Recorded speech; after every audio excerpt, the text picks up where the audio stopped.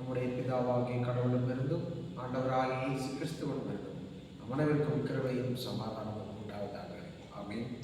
கிறிஸ்துவுக்குள் அன்பார்ந்தவர்களே, இந்த காணொளி வாயிலாக இணைந்திருக்கின்ற திருச்சபை உறவுகள் யாவரையும் ஆண்டவராகிய இயேசு கிறிஸ்துவின் திருப்பெயரினாலே வாழ்த்தி வரவேற்றுக் கொள்கிறேன். லெந்து காலங்களுக்குள்ளாக நாம் அடியெடுத்து வைத்திருக்கிறோம். லெந்து என்பது நம் அனைவருக்கும் தெரிந்திருக்கிறார்களே, உயிர்த்தெழுதலுக்கு முன்பாக 40 நாட்களை கொண்ட ஒரு மனம் திரும்புவதற்கான, ஆண்டவரை நோக்கி நாம் திரும்புவதற்கான நம்மை நாம் ஆயத்தப்படுத்திக் கொள்ளுகிற காலங்களாகும். எனவே இந்த தவ காலத்திலே சாம்பல் புதன்கிழமை கடந்து 2வது நாளிலே நாம் இன்று அடியெடுத்து வைத்திருக்கிறோம். எனவே அன்புக்குரியவர்களே, நாம் வாழுகின்ற வாழ்க்கை என்பது ஒரு முறைதான். இந்த ஒரு முறை வாழ்கின்ற வாழ்க்கையிலே நாம் கடவுளோடு பிசாசின் வழியாக அநேக உறவு முறிவுகளை நாம் சந்தித்திருக்கிறோம்.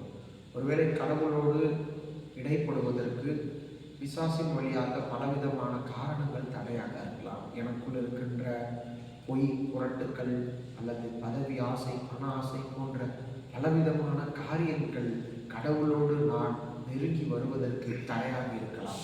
இப்படிப்பட்ட தடையான காரியங்களை இந்த நாட்களிலே அகற்றுவதற்கு ஆண்டவர் நமக்கு துணையாக இருக்கிறார். சிலுவையிலே அவர் மரிக்கின்ற பொழுது அவருடைய உடம்புகளில் ஏற்பட்ட காயங்கள் நம்மை குணப்படுத்துகிறதாக இருக்கிறது. ஏசாயாவிலே நாம் பார்க்கின்ற பிரகாரமாக அவருடைய தழும்புகளால் நாம் குணமாகிறோம் என்று சொல்கிற அந்த வார்த்தையின் பிரகாரம் இந்த 2 நாட்களை அனுசரிக்க நாம் அழைக்கப்பட்டிருக்கிறோம். எனவே அன்புக்குரியவர்களே, மத்திய 6ஆம் அதிகாரத்திலே உபவாசத்தை பற்றி அழகாக குறிப்பிடப்பட்டிருக்கிறது.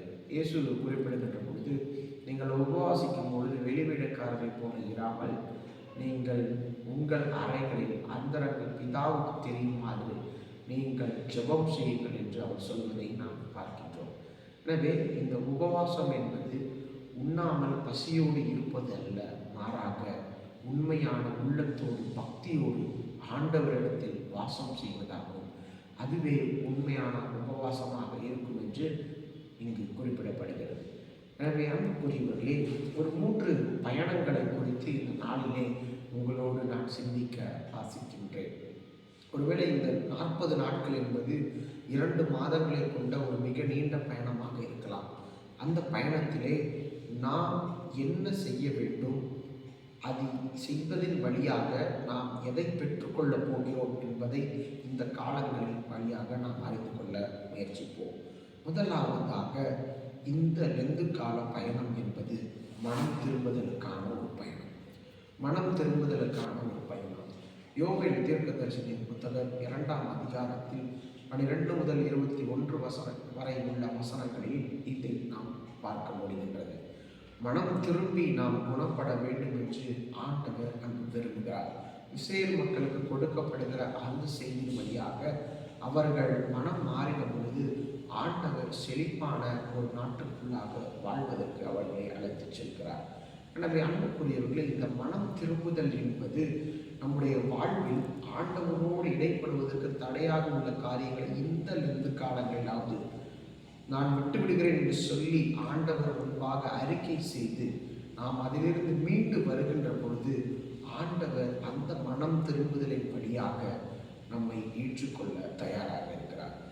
அந்த மனம் திரும்புதலுக்கு தடையாக இருக்கக்கூடிய காரியங்களை அவருடைய உடம்பில் ஏற்பட்ட காயங்களினால் அவர் அதை சரி செய்ய முன்வருகிறார்.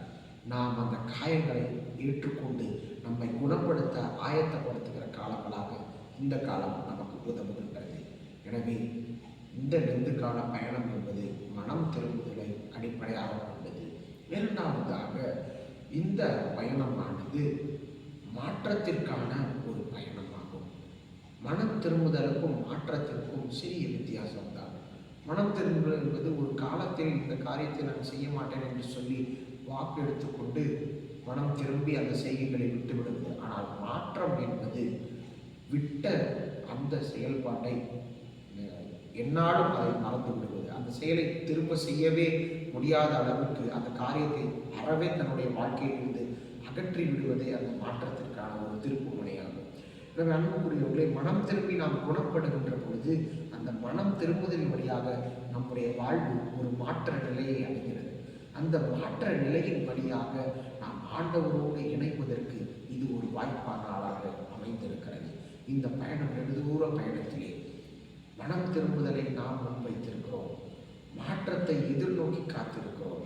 இவ்வாறு நாம் இந்த 2 செயல்பாடுகளை நாம் முன்னிறுத்தி நாம் செய்கின்ற பொழுது அதன் வழியாக நாம் ஒரு புதிய வாழ்வை அடைவதற்கு ஆண்டவர் நமக்கு வழிகாட்டுகிறார். ஒருவேளை நீங்கள் வாசித்து பார்த்தீர்கள் என்றால், இன்றைக்கு நாம் சாம்பல் புதன்கிழமையிலே தியானித்த ஒரு பகுதியிலே அழகாக இவ்வாறாக சொல்லப்பட்டிருக்கிறது. நீங்கள் மனம் திரும்பி குணப்படுங்கள், பரலோக ராஜ்யம் சமீபித்திருக்கிறது என்று சொல்லி அங்கு ஆண்டவர் இயேசு கிறிஸ்து சொல்லுகிறதை நாம் பார்க்கிறோம். எனவே அப்படிப்பட்ட மனம் திரும்பி நாம் குணப்படுகின்ற பொழுது ஆண்டவர் நம்மை ஏற்றுக்கொள்ள தயாராக இருக்கிறார். யோவேல் தீர்க்க தரிசன புத்தகத்திலும் 2ஆம் அதிகாரத்திலே இவ்வாறாக பார்க்கின்ற பொழுது, நீங்கள் அழுது புலம்பி உங்கள் இருதயத்தை கிழித்து கொண்டு என்னிடம் திரும்பி வாருங்கள். இங்கு அழுதல் புலம்புதல் என்பது மனித வாழ்க்கையிலே யதார்த்தமாக வெளிப்படுகின்ற ஒரு செயல்பாடாகும். ஆனால் இந்த இதயத்தை கிழித்து கொள்ளுதல் என்பது உள்ளார்ந்த ஆழமான ஒரு பற்றுறுதியின் ஒரு செயல்பாடாகும். இதை செயல்படுத்துவதிலே மனிதர்களாகி நாம் பல இடங்களிலே தோற்று போயிருக்கிறோம்.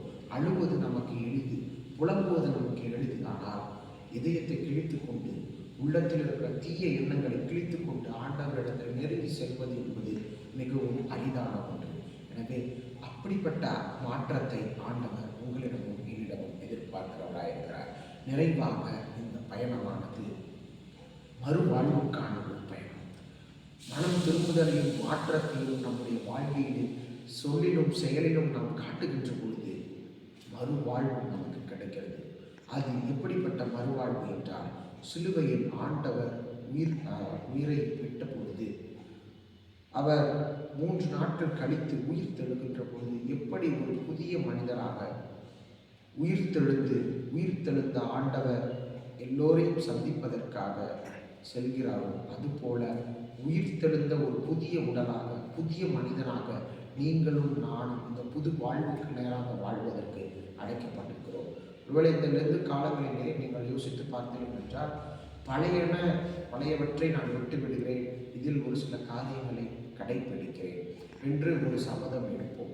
சில ஒழுங்குமுறைகளை நமக்கென வகுத்துக் கொள்வோம். ஆனால் ஆண்டவர் எதிர்பார்ப்பது இந்த வெளிப்புறமான ஒழுங்குமுறைகள் அல்ல, மாறாக உள்ளம் சார்ந்த, உள்ளத்தில் இருக்கின்ற அழுக்குகளை நீக்குகின்ற ஒரு செயல்பாட்டை தான் அவர் எதிர்பார்க்கிறவராக இருக்கிறார்.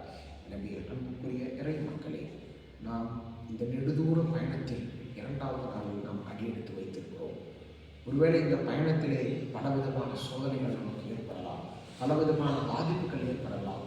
ஆனால் இவை எல்லாவற்றிலிருந்து கல்வாரியில் சிந்திய அந்த நம்முடைய இயேசு கிறிஸ்துவனுடைய ரத்தம் நம்மை எல்லா பாவங்களிலும் நம்மை சுத்திகரிக்கிறது என்ற அந்த ஒரு விசுவாசம் நம்மை இந்த சோதனை காலத்தில், பலவிதமான இக்கட்டுகளின் காலத்தில் நம்மை வழிநடத்தக்கூடியதாக இருக்கிறது. எனவே அவருடைய தழும்புகளால் நாம் குணமாகி இருக்கிறோம். இந்த தபசு காலம் என்பது கிறிஸ்துவின் காயங்களால் நம்மை குணப்படுத்துகிற காலங்களாக நம் ஒவ்வொருவருக்கும் அமைய வேண்டும் என்பதை இதன் மையமாக இருக்கிறது. எனவே அன்புக்குரிய இறை மக்கள், இந்த காணொலி வாயிலாக இருக்கிற ஒவ்வொருவரையும் ஆண்டவராகிய இயேசு கிறிஸ்துவின் திருப்பெயரினாலே இந்த பயணம் என்பது நீண்ட பயணம்.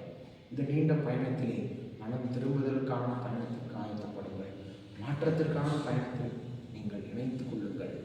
அதன் வழியாக ஒரு புது மறுவாழ்வுக்கான பயணத்திலே நீங்கள் ஒவ்வொருவரும் இணைந்து கொள்ளுங்கள் என்று சொல்லி, அந்த மறுவாழ்வை சிலுவையில் சிந்திய அந்த இரத்தத்தின் வழியாக, ஆண்டவரோடு உயிர்த்தெழுதலின் வழியாக நீங்களும் நானும் பெற்றுக்கொள்ள ஆண்டவர் நம் அனைவருக்கும் துணை புரிந்து காப்பாராக.